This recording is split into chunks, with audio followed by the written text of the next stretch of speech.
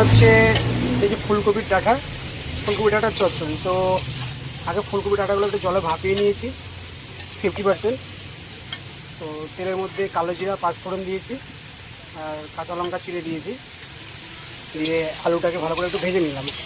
তারপরে ফুলকপির ডাঁটাগুলো দিয়ে দিলাম, এটাকে একটু ভালো করে কষে নেব। তারপরে এই যে এখানে পেঁপে, মূলো, লাফা, পটল আর বেগুন ভেজে নিয়েছি। আর এখানে পোস্ত, চালমগজ, সর্ষে আর কাঁচা লঙ্কা পেস্ট করা আছে। তো এটাকে ভালো করে কষে নেওয়ার পরে এই মশলাটাকে কষে নেব। যখন ওটা কষা হয়ে যাবে ভালো করে জল দিয়ে ঢেকে দেবো কিছুক্ষণের জন্য, লবণ টবণ সব কিছু দিয়ে। তারপরে ওটা যখন 50% আবার হয়ে যাবে, মানে 78% হয়ে যাবে, তখন এটাকে আবার দিয়ে দেবো।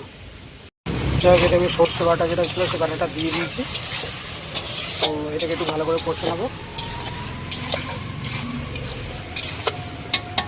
কষাটা হয়ে গেছে, সামান্য জল দিয়ে দেবো, দিয়ে ঢেকে রাখবো।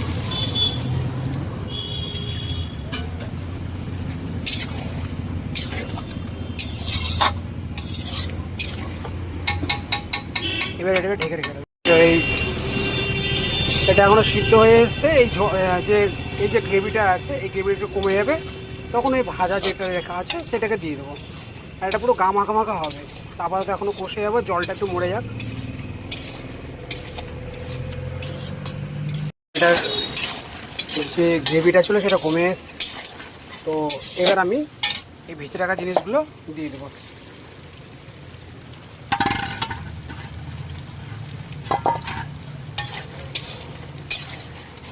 এবার এটাকে ভালো করে কষে নেবো। ওটা দিয়ে দিয়েছি আর স্বাদ মতো লবণ, ঝাল, একটু মিষ্টি দিয়েছি। তো আমার এটা হয়ে গেছে। এটা সামান্য পরিমাণ ঘি দিয়ে দেবো নামানোর আগে।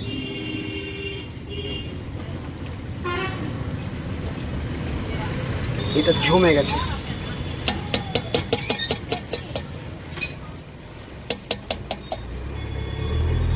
ঘি দিয়ে দিলাম, এটা আমার কমপ্লিট। এবার এটাকে নামিয়ে নেবো। আর গরম গরম ভাতে খেতে খুব সুন্দর লাগে। অনেকে ফুলকপি ডাঁটাগুলো ফেলে দেয়, বাট কচি কচি ডাঁটাগুলো যদি রান্না করা হয় সব কিছু দিয়ে খুব সুন্দর লাগে।